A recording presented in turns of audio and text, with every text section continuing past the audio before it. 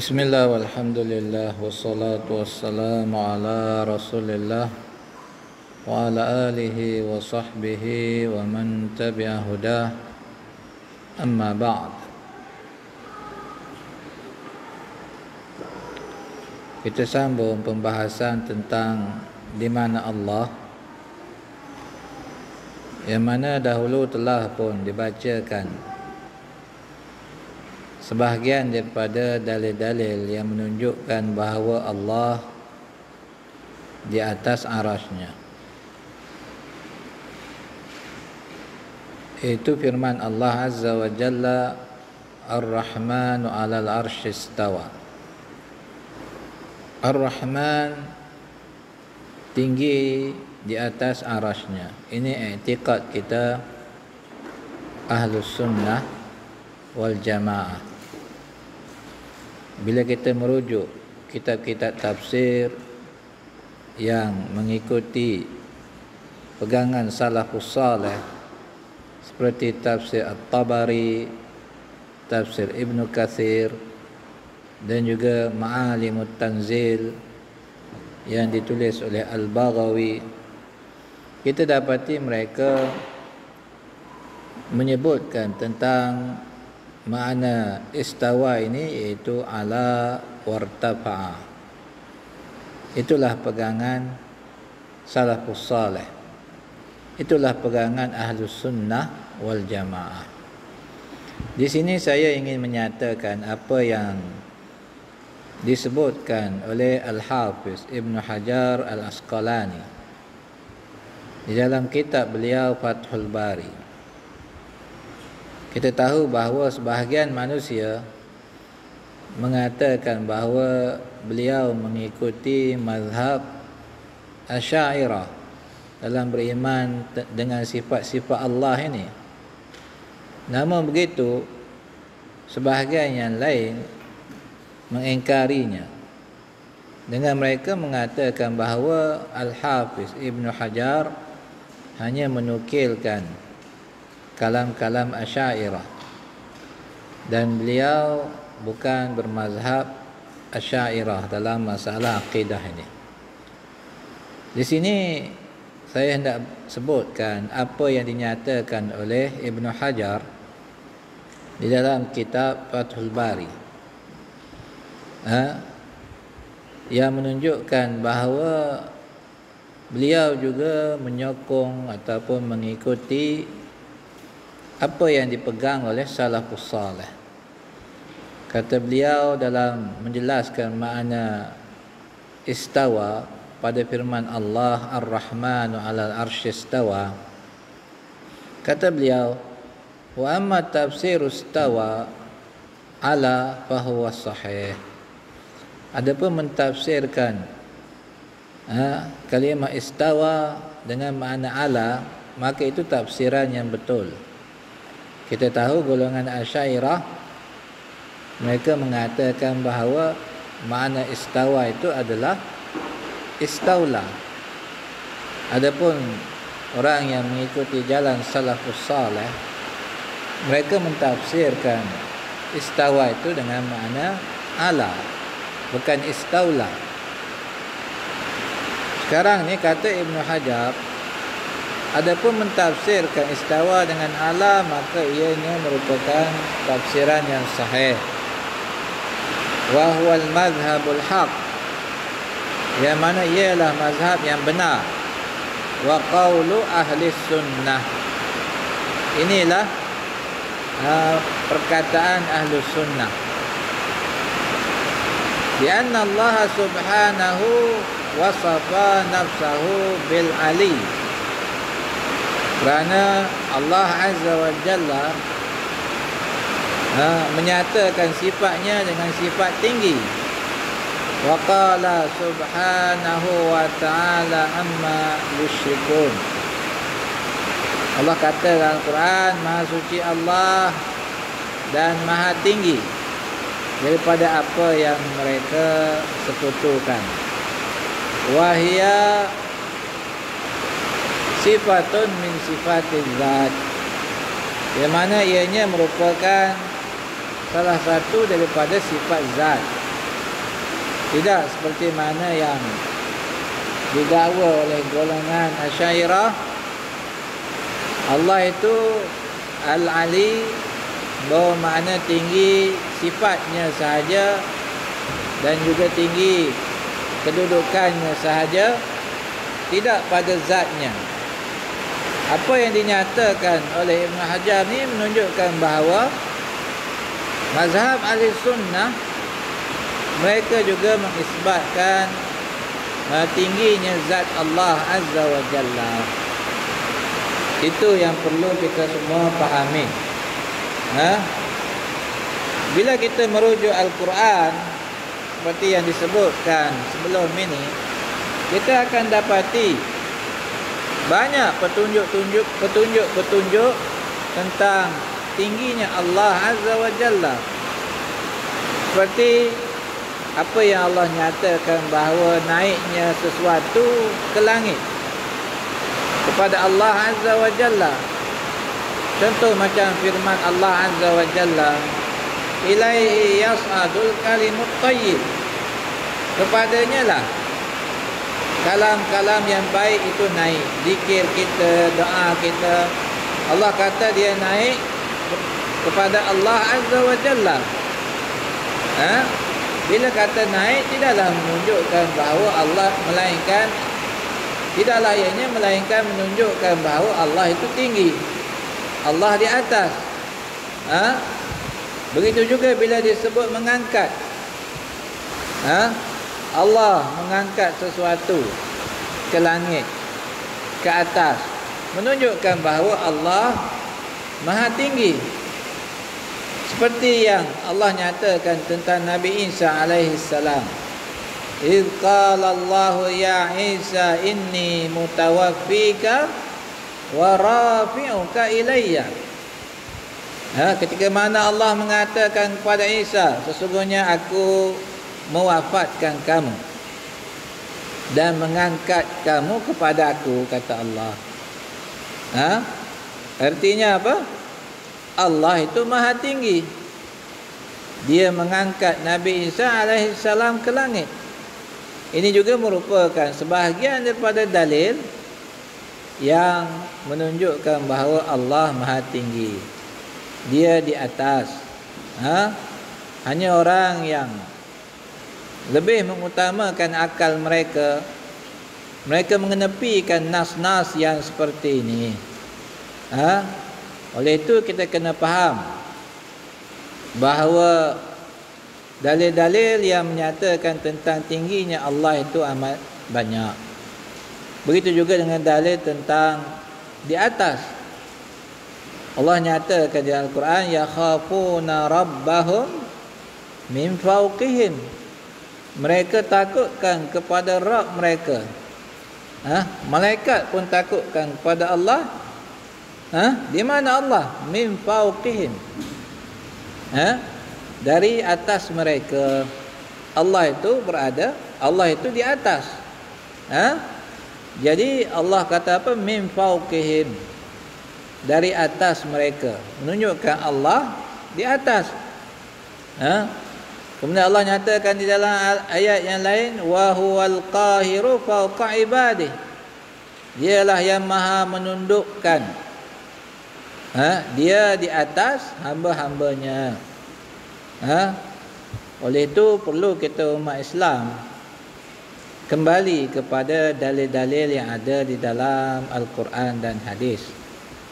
Kenapa kita ketepikan nas-nas yang jelas, yang banyak, yang menunjukkan tingginya Allah, dia di atas, kemudian kita ambil kalam-kalam yang tak ada pun disebutkan di dalam Al-Quran dan hadis, tak disebutkan juga oleh salafus salih untuk dijadikan pegangan, bahkan untuk menafikan apa yang ada di dalam Al-Quran dan hadis.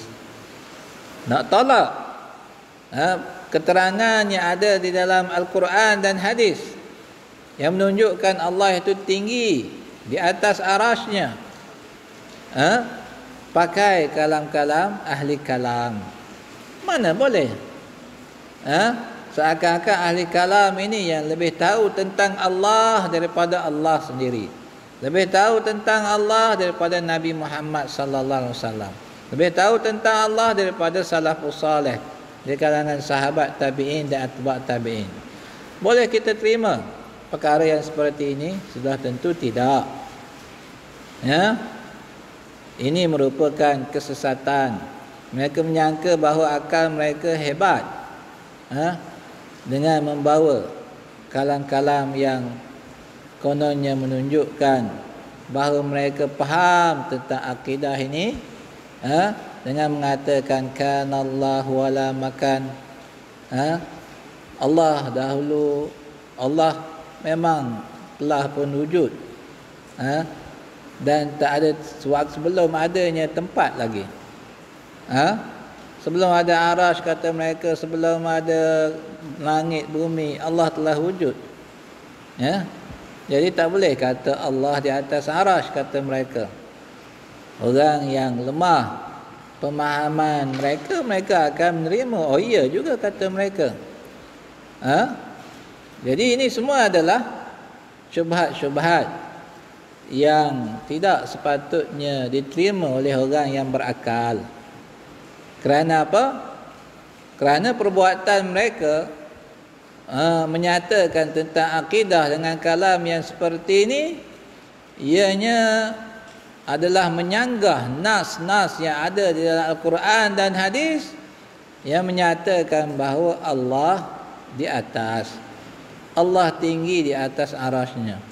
Diketepikan nas-nas yang seperti ini semata-mata mengikuti apa yang dinyatakan oleh golongan Asy'ariyah ini, yang hanya menggunakan akal untuk mengisbatkan sifat bagi Allah Azza wa Jalla. Adakah akal yang sempurna boleh menerima perbuatan yang seperti ini? Tidak. Ini hanyalah muslihat syaitan untuk merosakkan pemikiran manusia, menjadikan mereka menyimpang daripada akidah yang telah pun Allah Azza wa Jalla tegaskan di Al-Quran dan Nabi nyatakan di dalam hadis baginda. Kita kena faham permasalahan ini. Hari ini saya akan bacakan pula kalam-kalam ulama yang terawal tentang akidah ini. Di sini kata penulis, kata Imam, oleh itu pegangan ahli sunnah wal jamaah adalah beriman bahawa Allah di atas arasy-Nya. Dah potong semua kalimah berada? Allah di atas arasy-Nya sesuai dengan kebesaran dan keagungannya dan tidak menyerupai makhluk ciptaannya. Inilah pegangan para sahabat, tabi'in, pengikut mereka dan para imam selepas mereka. Kalau kata Imam Al-Auza'i sebagaimana yang diriwayatkan oleh Al-Baihaqi di dalam kitab Al-Asma' was Sifat, apa kata Al-Imam Al-Auza'i? Kunna wattabi'una mutawafiruna naqul inna Allah azza wa jalla fawqa arsyih nu'minu bima waradat bihi sunnah min sifatihi.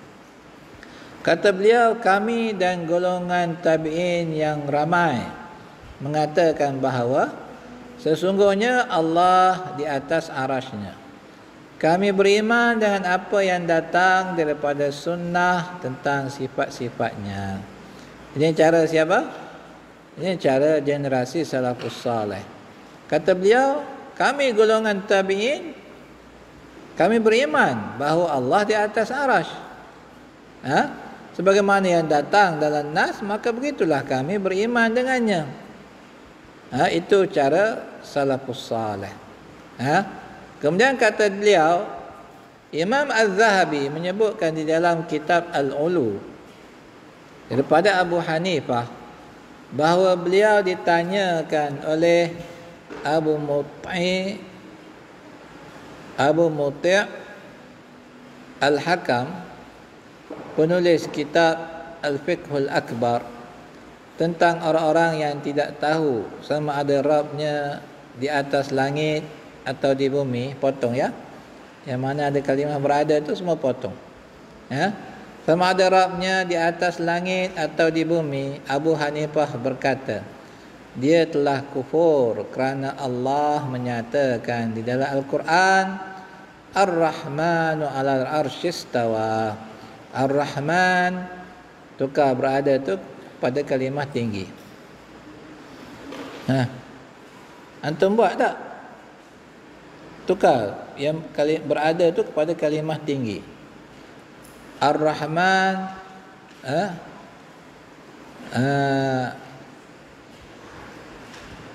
tinggi di atas arasnya. Itu apa hujung tu? Dan arasnya berada di atas langitnya. Itu kalam, sambungan kalam Abu Hanifah ni tadi. Itu bukan terjemahan Al-Quran. Itu sambungan kalam Abu Hanifah. Dan arasnya berada di atas langitnya. Kalau mengikut susunan alam ini, bumi ini adalah pusat bagi alam ni. Dan bumi ini dilingkungi oleh langit yang pertama. Langit yang pertama dilingkungi oleh langit yang kedua sampai ke langit yang ketujuh. Langit yang ketujuh dan segala isinya, termasuk langit pertama, langit kedua, bumi semua dilingkungi oleh apa?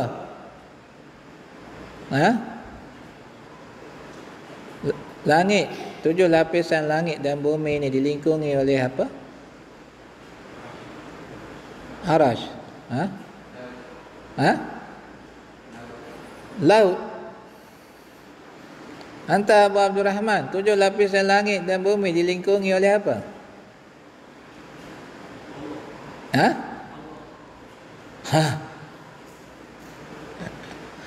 Abu Abdullah, wasi'a kursiyyuhus samawati wal ard.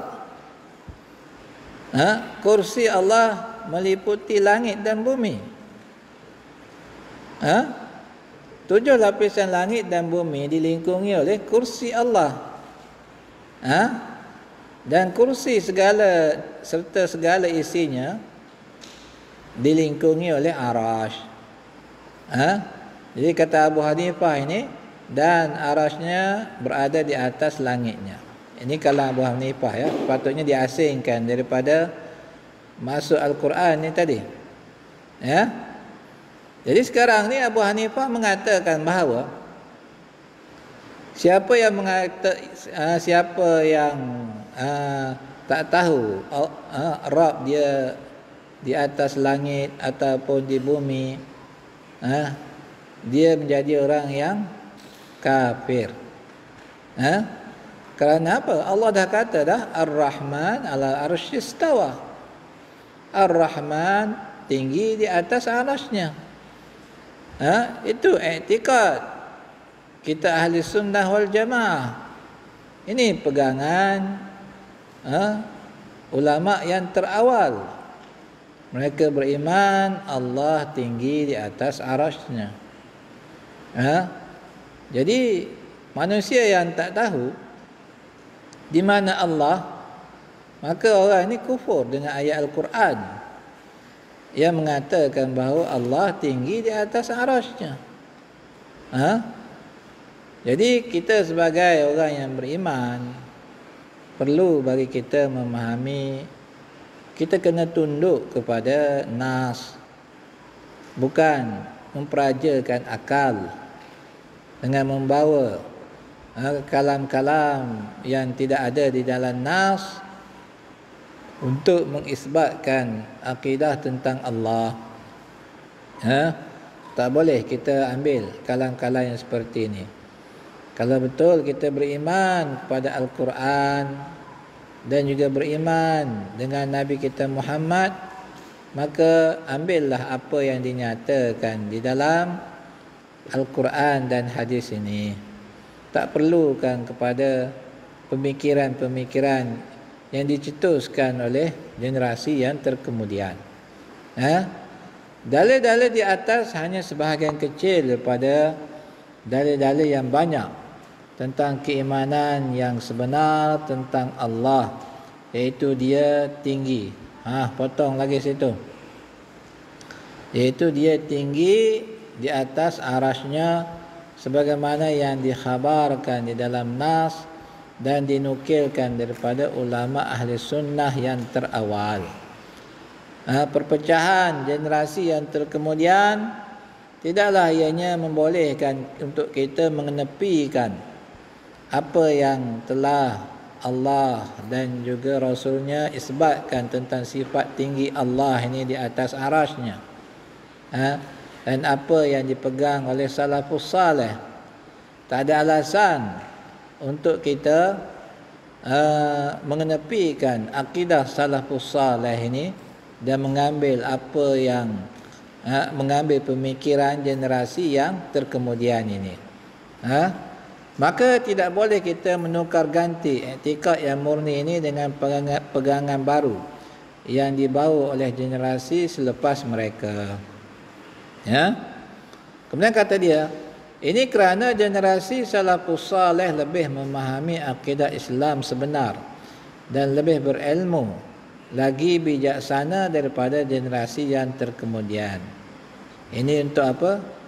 Ini untuk membantah apa yang didakwa oleh golongan ahli kalam ini, iaitu mereka mengatakan bahawa tariqatus salaf aslam wa tariqatul khalaf a'lam wa ahkam.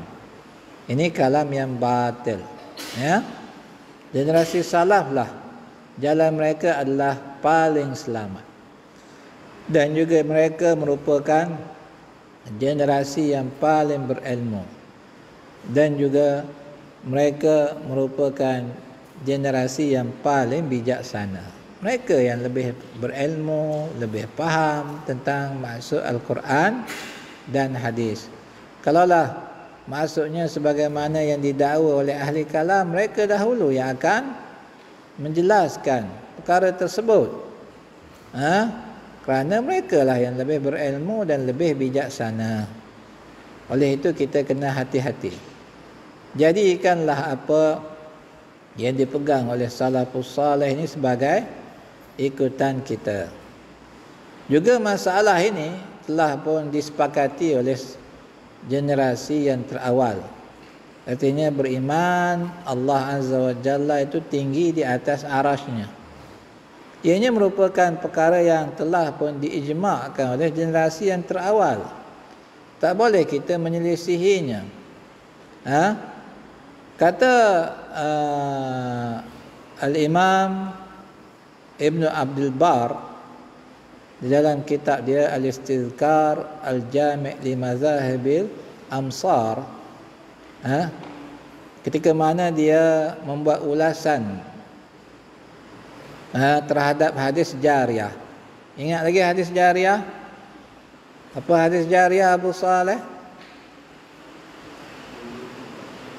Hadis hamba wanita. Setakat itu je yang ditampar oleh tuan dia Muawiyah ibn al-Hakam As-Sulami. Apa ulasan yang dibuat oleh Ibn Abdul Bar terhadap hadis ini? Kata dia, fa'ala dzalika jama'atu ahli sunnah. Dengan pegangan inilah, artinya apa yang dikatakan oleh Jariyah bila ditanya aina Allah, dia kata fis sama. Kata Ibn Abdul Bar, inilah apa yang dipegang oleh ahli sunnah. Wa hum ahlul hadis. Mereka merupakan ahlul hadis.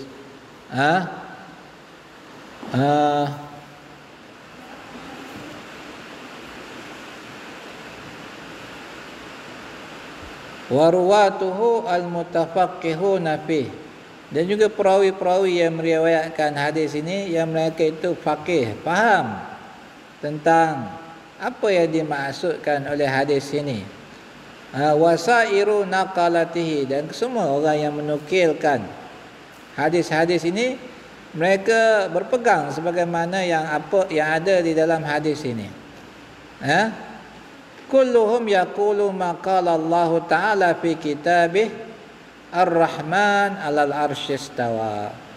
kesemuanya menyebut apa yang Allah sebutkan di dalam kitabnya, Ar-Rahman 'alal 'arsy istawa. Wa anna Allah 'azza wa jalla fis sama' wa ilmuhu fi kulli makan.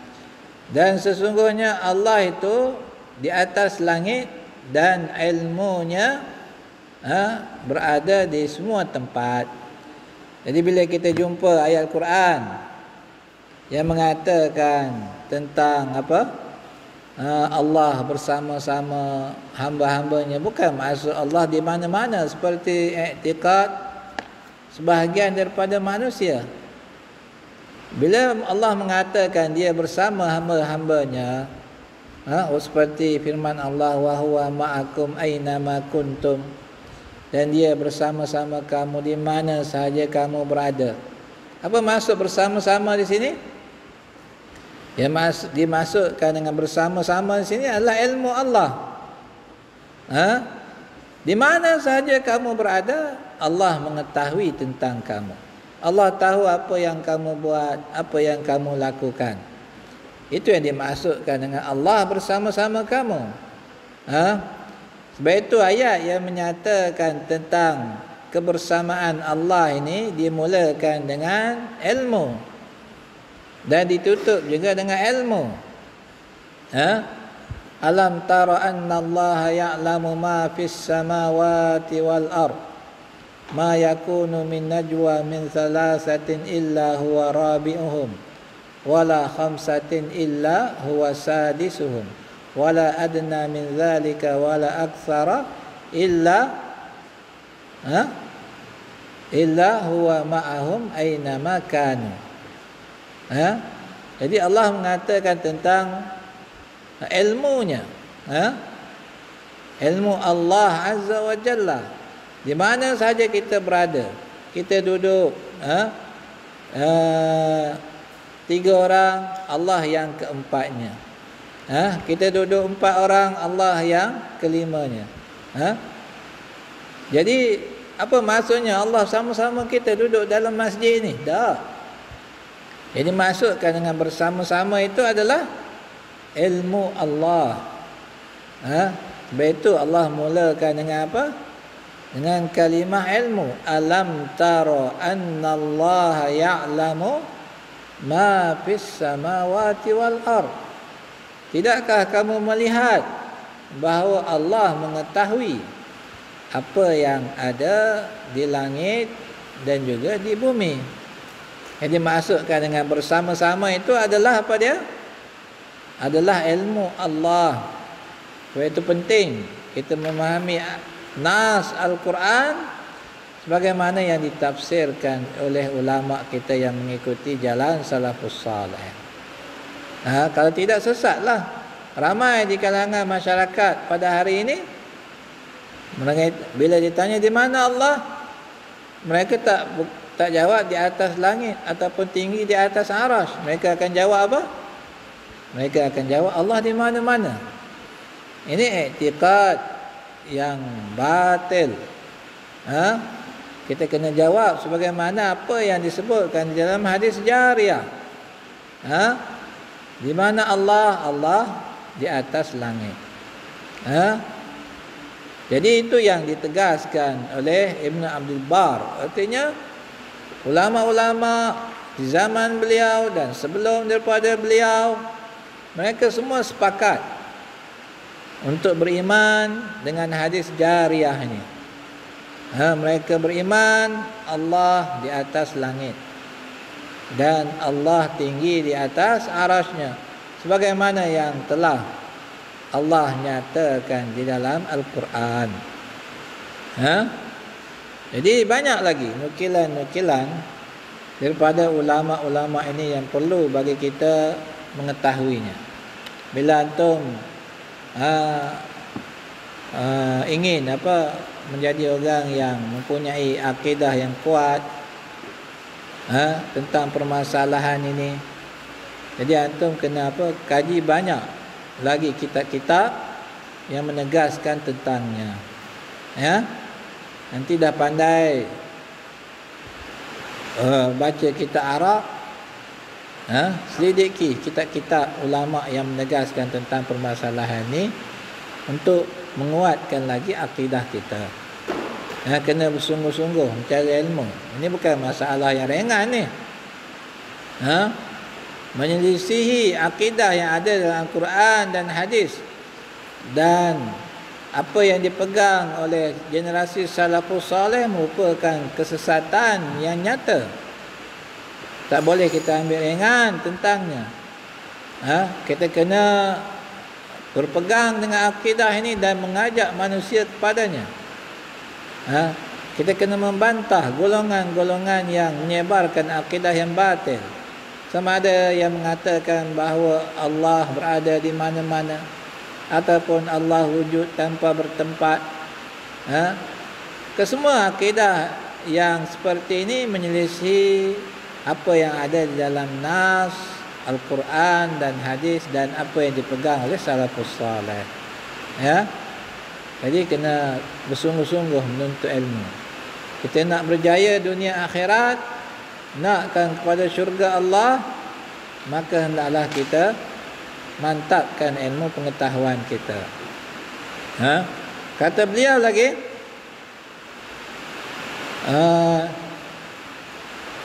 kalaulah kalimah istiwa membawa makna mengelirukan dan menjerumuskan kepada etika yang kufur, nescaya akan ada keterangan daripada mereka.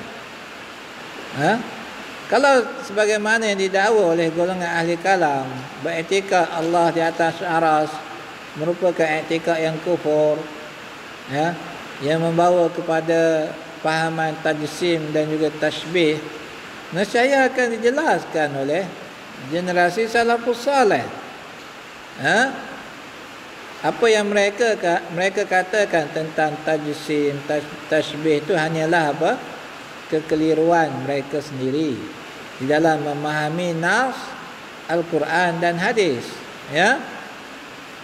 Kalaulah maknanya yang sebenar adalah berlainan dengan apa yang ada pada kalimah tersebut, artinya apa yang ada pada zahir nas ni tadi, nescaya akan ada takwilan daripada mereka.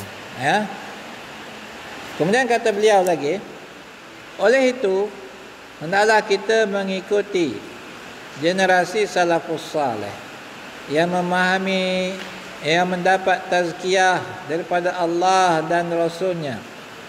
Sebaik-baik jalan adalah jalan mereka.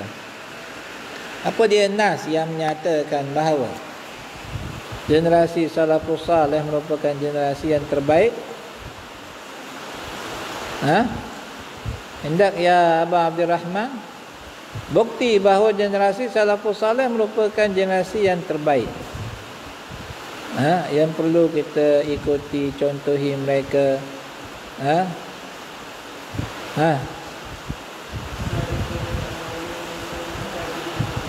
Nah,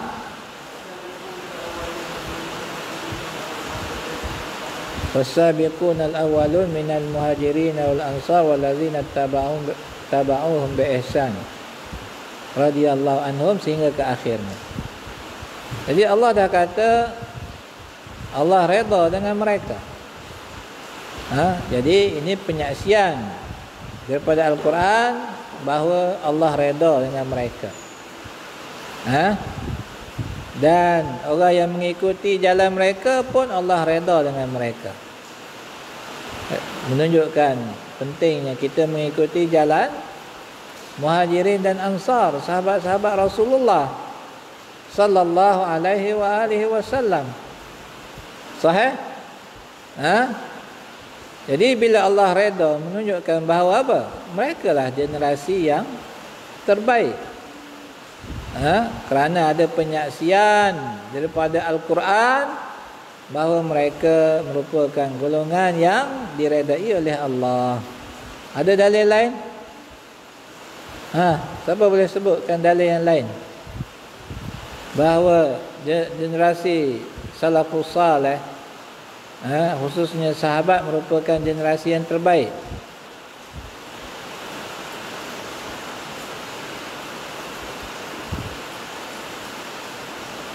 Nak rasa antum dah belajar dah. beberapa hari yang lepas. Kalau tak silap ana dalam pelajaran Riyadhus Salihin ada disebutkan. Rugilah kalau tak dapat fawaid yang telah pun antum pelajari dalam kelas. Khairun nas qarni tsumma allazina yalunahum tsumma allazina yalunahum. Nabi kata sebaik-baik manusia yang hidup di kurunku, kemudian orang yang mengikuti mereka. Siapa orang yang mengikuti? Siapa yang hidup di kurun Nabi? Di zaman Nabi siapa yang hidup? Sahabat-sahabat. Kemudian orang yang mengikuti mereka siapa? Tabi'in. Kemudian orang yang mengikuti mereka siapa? Atba' tabi'in. Ini penyaksian daripada Rasulullah sallallahu alaihi wasallam bahawa mereka adalah sebaik-baik umat Muhammad. Lepas tu kita nak ambil jalan lain ataupun cara lain untuk memahami akidah dengan mengenepikan generasi yang terbaik ini. Tak mungkin. Mana akal manusia bila mereka mengenepikan apa yang dipegang oleh salafus salih. Siapa boleh sebut? Anak-anak hadis yang antum dah belajar dalam Riyadhus Salihin. Cepat. Nak tengok siapa yang fokus ketika dia belajar.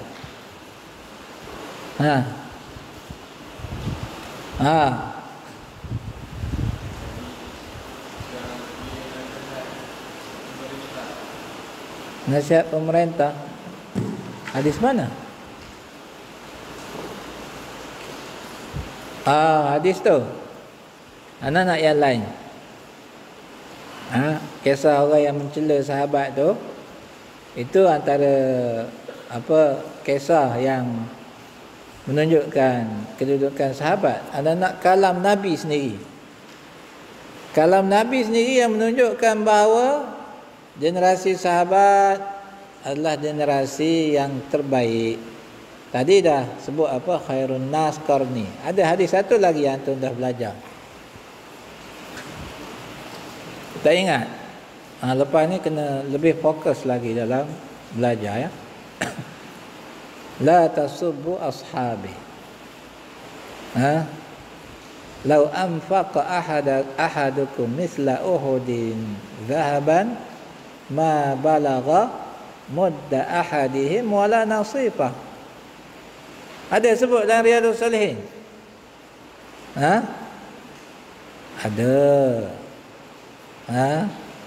Rugi kalau antum tak fokus ketika belajar. Itu pentingnya. Fokus catat. Fawaid itu kena tulis. Kalau tak tulis, hilang begitu saja. Nabi kata apa? Jangan kamu mencaci sahabat-sahabatku. Kalaulah salah seorang daripada kamu menginfakkan seperti bukit Uhud daripada emas. Kita ada emas sebesar bukit Uhud, kita infakkan di jalan Allah. Apa kata Nabi? Tidak akan menyamai satu cupak yang dibelanjakan oleh sahabat, dan juga tidak menyamai separuh daripadanya. Sahabat belanjakan satu cupak, kamu belanjakan sebesar bukit Uhud daripada emas di jalan Allah. Tak akan sama dengan apa yang dibelanjakan oleh sahabat, bahkan separuh pun tak sama. Menunjukkan apa? Kedudukan yang tinggi di kalangan sahabat ini di sisi Allah dan Rasulnya. Lepas tu kamu nak anggap kamu lebih baik daripada sahabat, lebih berilmu, lebih bijaksana. Allah musta'an.